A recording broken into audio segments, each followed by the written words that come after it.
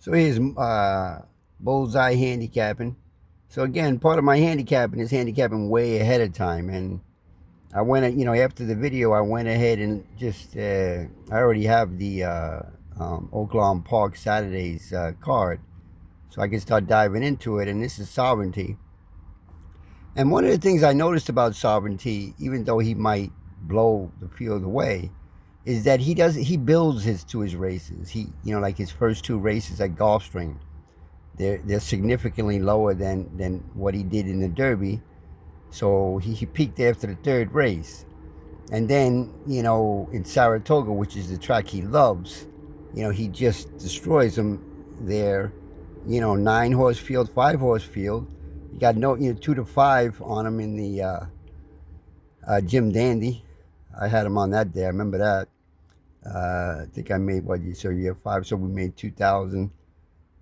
Saratoga. Then he goes back to Saratoga. Then goes to Saratoga and wins the Travers, and then they put him away. I think he's gonna do the same thing this year. I think he's gonna use this race here as a stepping stone. But the races that matter here aren't this race. This is more of a race where, I could see what he's all about for this year. I could see if he got bigger, see if he got stronger, see if he's closer, see if he still makes the same run.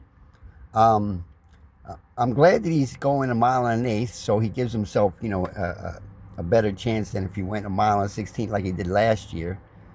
Because I think he needs more ground, especially with such a short field, 6 horses in the race. But and I went through. I used to like Publisher, the 6 horse, a little more than I do now. But I remember, because I like to play superfectas, I got hooked on Publisher a little bit for the super. But recently, he's running really good. He has 3 races at Oaklawn, and all of them are better and better and better. Let me make sure this is Publisher here. I don't think so. This one here, because that number was too big. So this is Publisher here, and you could see at Oaklawn the last 3 races, they're phenomenal. I mean, he's finally getting placed where he should be placed. Which is a lot lower level than he's been throwing him in. He loves the horse. Asmussen loves this horse, so he's going to get bet again. So again, I watched all of these videos, and his maiden win was easy because he didn't run against anybody. And then his second allowance race, he looked like a winner all the way, even though he won by a neck. But what was more impressive was the race he ran in the stake. He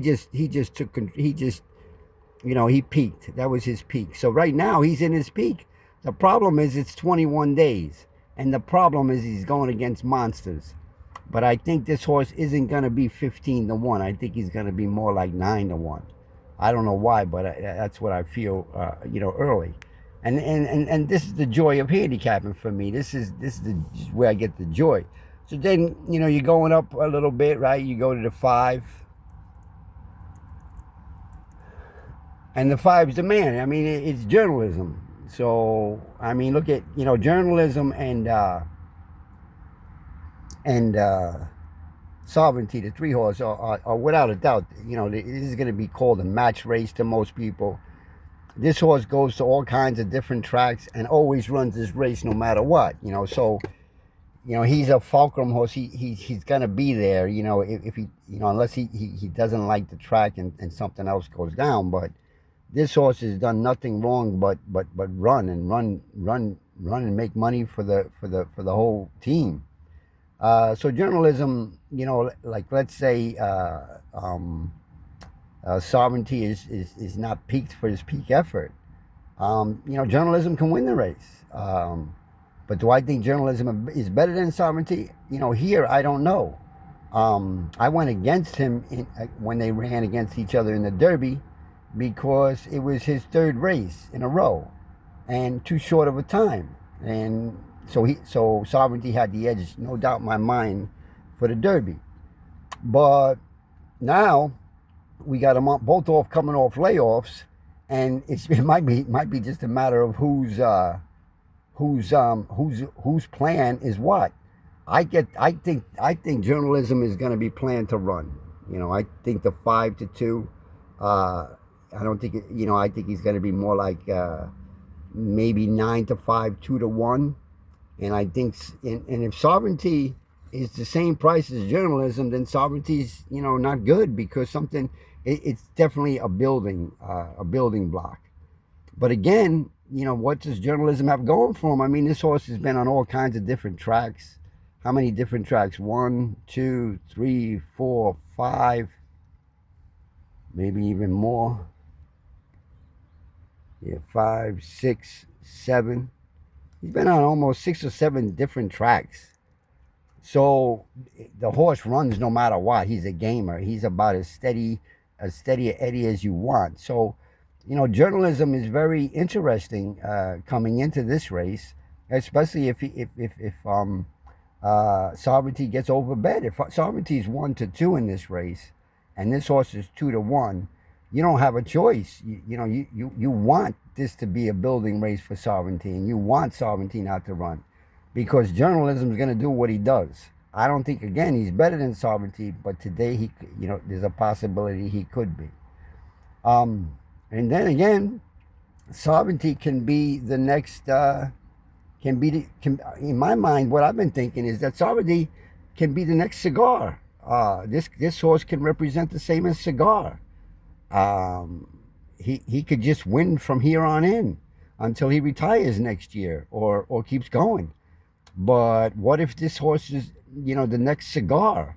What if Mott and Alvarado and the whole team there know that they have a cigar, another cigar, and then journalism doesn't have a chance no matter what. But if this horse has to be built to those other 2 races, where he gets to Saratoga and he runs in the graded stake races there, and then he finishes up and he wins the mile and he'll run mile and an eighth and a mile and a quarter, or he might go mile and a quarter and a mile and a quarter. I'm not sure, but in Saratoga, I wouldn't even think about betting against Sovereignty. But outside of Saratoga, you possibly can take a chance, even though I love the horse. So that's my thoughts so far. Not really even looking at White of Barrow or Liberal Arts or Duke of the 4 horse. Not at this point. Basically, just first time getting in. Now, what I do is I shut down.